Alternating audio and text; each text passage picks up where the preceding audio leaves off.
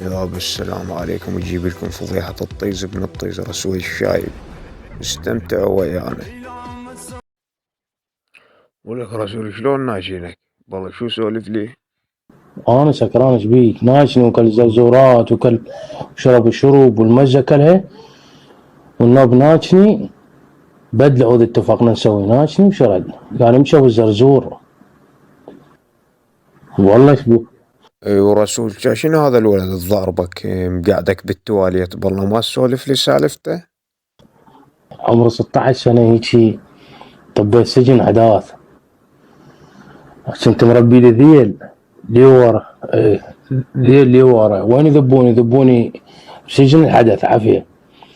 هم وين ذبوني لا، هاي تسفيرات كربلاء، بكربلاء أنا انسجنت، لأن أنا أخوي الكبير قاعد بكربلاء، رحت عليه وهاي. المهم والله ما أدري شلون ذبوني بقاعة الثالثة مال مخدرات وسرقة، ذبوني بيها.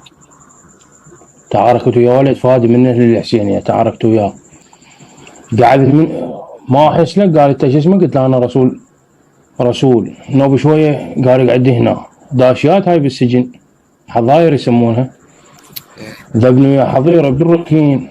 تعاركت وياه والله ما ادري شلون، رقعنا بوكس على راسي 3 ساعات ما ادري بنفسي، انا نايم باب الحمامات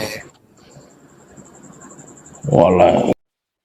هسه اريد منك سالفة الشايب الحاصرك ونعجك بالسجن. والله سولف لي سالفته.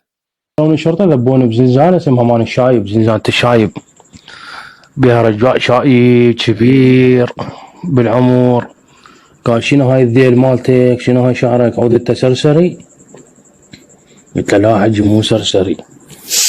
قال شوف عمك محكوم مؤبد 11 دعوة عليه. والله قال عمك محكوم مؤبد و11 دعوة عليه. قال فرحل عمك، واذا صحت للشرطة راح تصير شغلة لا يطم اليوط. وهاي الحالة شلون؟ بهاي الحالة شلون شو تسوي انت؟ ايه تخليه يصيح للشرطة ويصير لا يطم اليوط.